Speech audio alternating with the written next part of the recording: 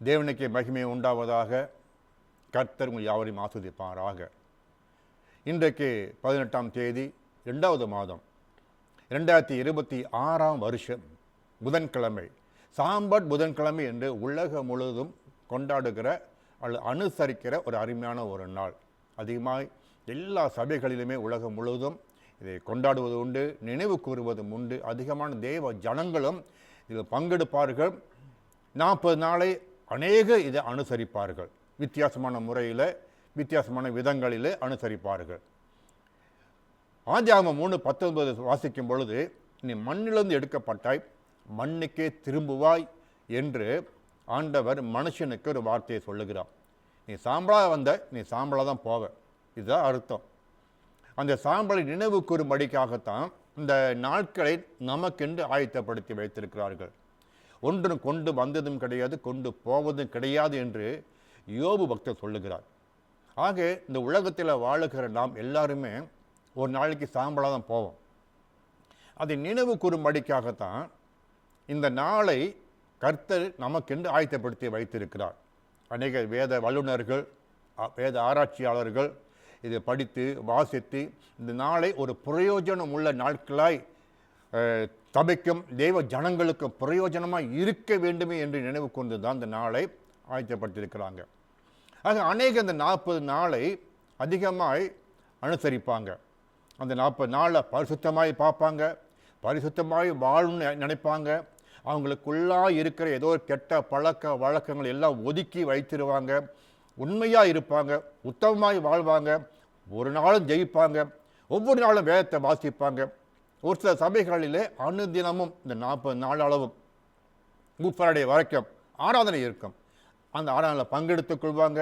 அப்படி உண்மையாய் உத்தமமாய் தேவ பயத்தோடு வாழுகிறவர்கள் அநேகர் இருக்கிறாங்க. நல்லது. ஆனால் இந்த 40 நாளுக்கு பிறகு அவங்களோட வாழ்க்கையை பார்க்கும் பொழுது எதுவுமே அவங்களுடைய வித்தியாசத்தை பார்க்க முடியாது. இந்த 40 நாள் இருந்த தேவ பயம், உண்மை, உத்தமம், பரிசுத்தம் எதுவுமே அவங்க வாழ்க்கையில் தென்படாது. அறிகுறியே இருக்காது, அடையாளமே காணப்படாது. அப்போ பாருங்க, இந்த 40 நாளுக்கு ரொம்ப முக்கியத்துவம் கொடுத்துருக்கிறாங்க.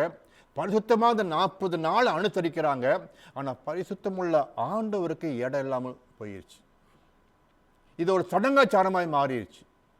இது ஒரு பாரம்பரியமாய் மாறிடுச்சு. யோவேலின் புத்தகம் 2ஆம் அதிகாரம் வசனம் 12, 13 வாசிக்கும் பொழுது, சபையை கூட்டுங்கள், உபவாசம் பண்ணுங்க, ஜெபிங்க என்று ஆண்டவர் சொல்லுகிறார். உங்கள் வஸ்திரங்களை அல்ல, இதயத்தை கிழித்து மனம் திரும்புங்கன்னு ஆண்டவர் சொல்றாரு. வெளியரங்க வாழ்க்கையை மாற்றுகிறவரால் எந்த ஒரு பிரயோஜனமும் கிடையாது. ஆக அந்த 40 நாள் அளவும் வெளியரங்க வாழ்க்கை தான் மாற்றியிருக்கிறாங்களே தவிர உள்ளான மனுஷனுடைய வாழ்க்கையில் எந்த மாற்றமும் இல்லை.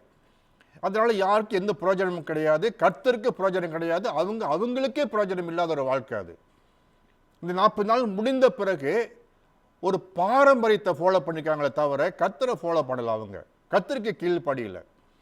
கிறிஸ்துவுக்கு அன்பானவர்களே, இந்த வார்த்தையை கேட்கிற உங்களோடு நான் விசுவாசிக்கிறேன், கர்த்தரை பேசுகிறதா, ஏதோ ஒரு வார்த்தை உங்களுக்கு நன்மையாக இருக்கும், ஏதோ ஒரு வார்த்தை வசனம் உங்களுக்கு ஆசீர்வாதமாக இருக்கும் என்று விசுவாசிக்கிறேன். ஆகையினால் இந்த 40 நாள் மாத்திரம் முக்கியத்துவம் கொடுக்காதபடிக்கு கர்த்தருக்கு முக்கியத்துவம் கொடுப்போம். நாம் எடுக்கிற உபவாசம் எதுவுமே அது ஆவிக்குரிய வாழ்க்கையை காட்டாது, ஆவிக்குரிய சாட்சியாக நிற்க உதவாது. கர்த்தருக்காக வாழும் பொழுதுதான் அதுதான் உலகத்துக்கு சாட்சி. இந்த 40 நாள் கடைபிடிக்கிறது, அனுசரிக்கிறது நல்லது தான். ஆனால் அந்த 40 நாளுக்கு பிறகு நாம் எப்படி வாழ்கிறோம், எதற்கு உலகத்துக்கு காட்டுறோம்? இந்த 40 நாளில் நம்ம இருக்கிற பலவீனங்கள் இருக்கும், ஏதோ ஒரு கர்த்தருக்கு பிரியமில்லாத காரியங்கள், செய்கைகள், சிந்தைகள், உணர்வுகள் நம்ம வாழ்க்கையில் இருக்க, நடத்தைகள் இருக்கும்.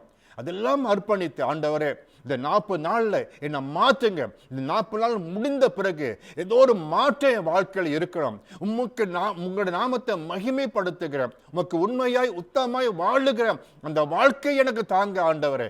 இந்த 40 நாள் முடிந்த பிறகு ஏதாவது ஒரு மாற்றம் எனக்கு இருக்கணுமே சொல்லி விசுவாசத்தோடு ஜெபிங்க, உபவாசம் பண்ணுங்க. அதுதான் கர்த்தர் கிரியை செய்வார். உலகத்துக்கு நீங்கள் யார் என்று காட்டுவார்.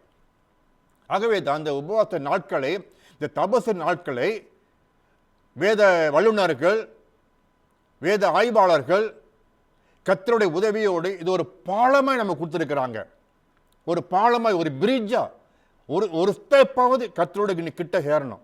ஒரு ஸ்டெப்பாவது, ஒரு அடியாவது நின்று ஆண்டவரோடு நெருங்கி ஜீவிக்கணும். இந்த 40 நாளைக்கு மாத்திரமல்ல, வாழ்க்கை முழுவதும். இதற்காக தான் அவங்க ரொம்ப பிரயாசப்பட்டு இந்த நாளை ஒதுக்கி கொடுத்துருக்குறாங்க. அநேக விளக்கங்கள் உண்டு, அதெல்லாம் சொல்ல நேரம் பத்தாது. ஆனாலும் கூட இந்த 40 நாள் எடுக்கும் பொழுது கர்த்தருக்கு பயந்து ஜீவிக்கும் பொழுது அது உங்களுக்கு, உங்கள் வாழ்க்கைக்கு, உங்கள் குடும்பத்துக்கு, உங்கள் சபைக்கு, இந்த சமுதாயத்துக்கு சாட்சியாக இருக்கும். கர்த்தர் உங்களை சாட்சியாய் மாற்றுவார். ஆக கர்த்தரை விட்டாதீங்க, கர்த்தரை பிடித்து கொள்ளுங்க, அனுசரிங்க, உபவாசம் பண்ணுங்க, ஜெபிங்க. வெள்ளியருங்க வாழ்க்கை அல்ல, வஸ்திரங்களை அல்ல, உள்ளத்தை திறந்து கர்த்தருக்கு ஒப்பு கொடுங்க. கர்த்தர் உங்களுக்கு நன்மை செய்வார். கர்த்தர் உங்கள் குடும்பத்தை ஆசீர்வதிப்பார். கர்த்தர் உங்கள் வாழ்க்கையை மாற்றுவார். கர்த்தர் உங்கள் யாவரையும் ஆசீர்வதிப்பாராக. கர்த்தருக்கு மகிமை உண்டாவதாக. ஆமென், ஆமென், ஆமென்.